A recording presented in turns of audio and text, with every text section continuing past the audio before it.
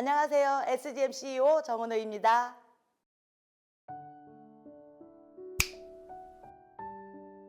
이남 사녀고요. 저희 위로 언니 둘, 오빠 하나, 여동생 하나, 남동생 하나. 제가 셋째 딸이에요. 진천군 진천읍 가산리 3구 갬절이라는 동네가 있어요. 저희 아버지는 굉장히 부자셨어요.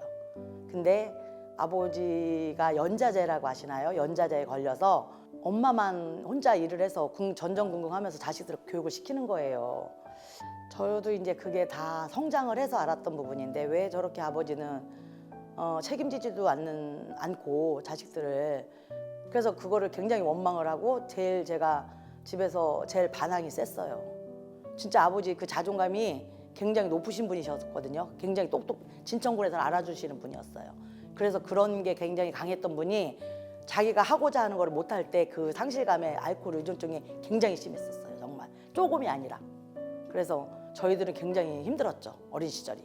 제가 중학교 3학년 때 가출을 했어요. 왜냐면 오빠하고 나하고 3살 터울인데 고등학교를 못 보낸다라는 거예요. 아버지가. 오빠 붙어서 대학을 가야 되니까 제가 3년 터울이니까 못 간다고 그 소리를 엄마하고 하는 얘기를 듣는데, 저도 또 아버지 피를 닮아서 그런지 굉장히 자존감이 저도 엄청 셌어요.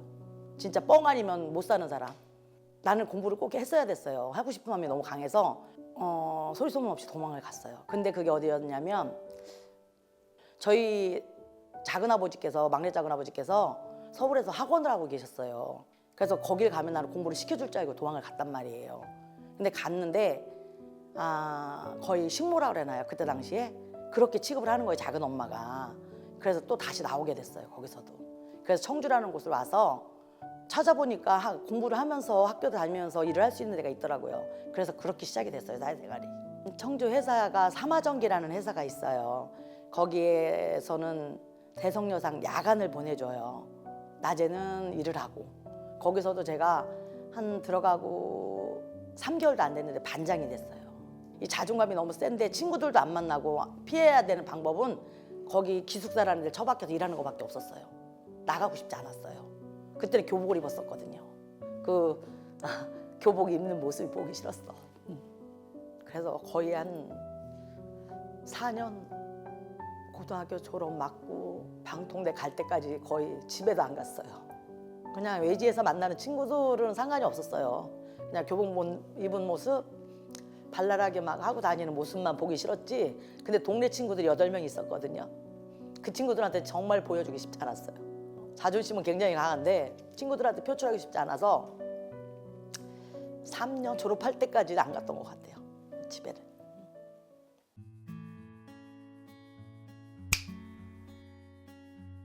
방통대를 그만두면서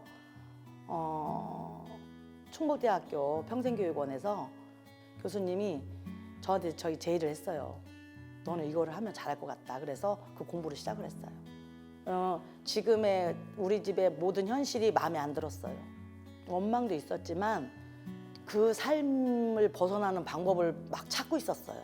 그게 공부라고 생각을 했고 뭐를 알아야 된다고 생각을 했어요. 남편이 공무원이었어요. 그래서 뭐 사모님 소리도 듣고 잘 살고 있는데 저는 뭔가를 하는 사람인가 봐요. 제의도 들어왔어요. 이 버섯 농장을 같이 하자는 분이 생겨서. 그래서 가락시장으로 거의 한 100박스에서 200박스는 올리고 거기에 2kg씩 담다 보면 파츠가 생겨요. 옆에 또 이렇게 예쁘게 담다 보면 그런 파츠를 또 갖고 사과 노란 박스 있잖아요. 그거 한 10개, 20개 이렇게 들고 나가서 그게 1kg 담아서 한 봉지는 3,000원이에요. 두 봉다리는 5,000원이에요. 그렇게 2시간 만에 소진을 다 하고 제가 오니까 저희 신랑이 노점까지 가서 그걸 팔을 이유가 뭐 있냐고 하지 말라고 그러는데, 그럼 10박스를 더 갖다 달라고 해요. 시간이 낮에 해가 떨어지기 전에 판다고. 거기 싸놓으면 저장고에 싸놓으면 또 이렇게 바로 생물이니까 가치가 없어지잖아요. 갖고 오라면 저희 신랑은 어떻게 갖고 오셨는지 아세요? 안경 쓰고 선글라스 끼고 장갑 끼고 창피하다고 노점에. 그때부터 아마 저를 믿어준 것 같아요. 사회복지 쪽에 상담을 일을 시작을 했어요. 동사무소에서. 그 직원으로 이제 근무를 하기 시작했는데 거기서 상무님이 신랑인 분이 있었어요. 공무원 저희 동료 중에. 그분이 저한테 제의를 했어요. 이렇게 하는 걸 보니 제가 매장을 몇 개 맡겼으면 좋겠다. 그래서 제가 매장 처음에 직원하고 매장 관리로 들어갔어요. 그렇게 스카우트해서 갔어요.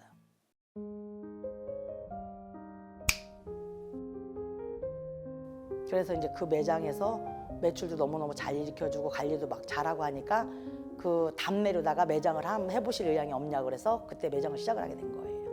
매니저로 3년 관리를 해주다가 제가 이제 그분이 너무 감사하다. 제 매장을 이렇게 키워줘서 감사하다고 그래서 제가 이제 매장을 받은 게 이제 오창에다가 하나 잘 하고 있으니까 진천 매장도 또 회사 측에서 먼저 정 사장님 그러면 진천도 한번 들어가 보실래요? 그래서 해서 진천도 너무너무 잘 됐어요. 근데 잘 되다가 저희가 1억을 투자했으면 거기는 5억을 투자한 올리브영이 들어왔어요. 그게 들어오다 보니까 매출이 반으로 줄었죠. 반으로. 저희 직원들이 갑자기 출근 스케줄 다 있을 거 아니에요. 아침에 전화가 와요. 저 오늘 출근 못하는데 어떡하죠? 그러면 항상 긴장 상태하고 스트레스를 받고 있는 상태에서 그거를 한 거의 3, 4년을 하다 보니까 멘탈이 무너지더라고요. 정말. 그래서 그런 사람 관계가 무너지니까 그 매출도 무너졌고 회사에서 온라인 유통으로 다 풀어버리면서 가격 파괴도 됐었고 저희한테 없는 샘플링도 굉장히 많이 했었고 그래서 저희는 거의 테스트하는 매장으로 바뀌어가기 시작했죠. 그래서 그런 스트레스 이런 스트레스로 해서 매출은 뭐 거의 바닥이었죠. 마이너스. 회사가 지금 당장 자기들의 닥친 문제만 해결을 하려고 자금난을 해결을 하려고 앞만 보고 갔고 자기들 앞만 보고 갔고 가맹점주들은 진짜 울부짖었거든요.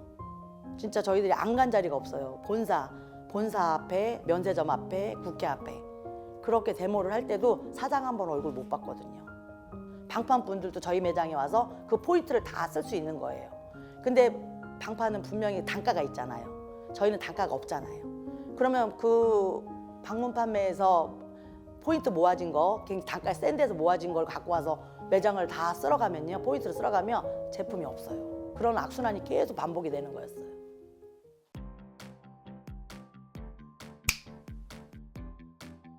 이론으로 아시는 그 상생이 아니라 본인이 겪어왔던 거를 너희들은 그 길로 가지 마. 너희들은 다시 길게 자기가 했던 것들을 다 정리를 해서 함축을 해서 알려주시니까 다시 저희들이 그 길을 안 걸어도 되잖아요. 그 리더의 모습을 제일 먼저 본 것 같아요. 저는 제품에 의논하지 않았거든요. 그게 저는 제게 굉장히 와닿았어요. 왜? 제가 어려운 길을 겪어봤던 사람이기 때문에 그런 게 저는 함축이 들렸거든요. 아, 저렇게 해보셨기 때문에 저렇게 말씀을 하실 수 있구나라는 걸 봤어요. 자기네가 독단적으로 가지 않는 회사라고 해서 독단적으로 가지 않고 결정권을 모두 상의한다는 게 굉장히 좋아요. SGM은. 일단은 나태했던 부분들, 제가 이만하면 됐어 안주하고 살았던 부분들이 굉장히 많이 단단해졌죠. 제가 딱 새 매장을 접으면서 제가 투자해놨던 부분들이 있어요. 재개발 지역이라든지 그거는 장기적으로 가야 되는 부분인데 현찰이 돌지 않으니까 이자를 못 냈잖아요. 그런 부분 때문에 굉장히 진짜 힘들었거든요. 근데 여기 딱 와서 제가 2년 만에 그런 부분이 지금 다 깔리고 있으니까 그것들이 다 재산 증식이 되는 거잖아요. 그리고 제일 많이 변화된 거는 저희 가족을 사랑하는 마음, 저희 가족을 존중하는 마음이 굉장히 커졌어요. 저 사람들이 있어서, 저네들이 있어서 내가 또 이렇게 당당하게 일을 할 수 있구나. 왜? 저희 신랑이 퇴직하고 공무원 퇴직하고 살림을 다 해주고 있고 진짜 이것저것 돌아보지 않고 걸림돌이 없었어요. 앞으로 갈 수 있게 도와준 분들이니까. 저는 인셀점 사업이 살아가는 데서 꼭 필요하다고 생각하는 부분이 있어요. 겉으로 봐서는 표시 안 나거든요. 근데 진짜 우울하다든지 정신적으로 문제 있는 분들이 너무 많아요. 저는 그런 쪽으로 사람들을 이렇게 만나면 인셀점 사업을 하면서 만나잖아요. 그런 게 보이거든요.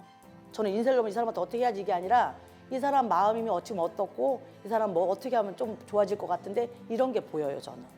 그래서 저는 인셀점으로 다 다가가는 게 제일 편하더라고요. 그냥 마음을 좀 다스려줬으면 좋겠어요. 그런 사람이 되고 싶어요.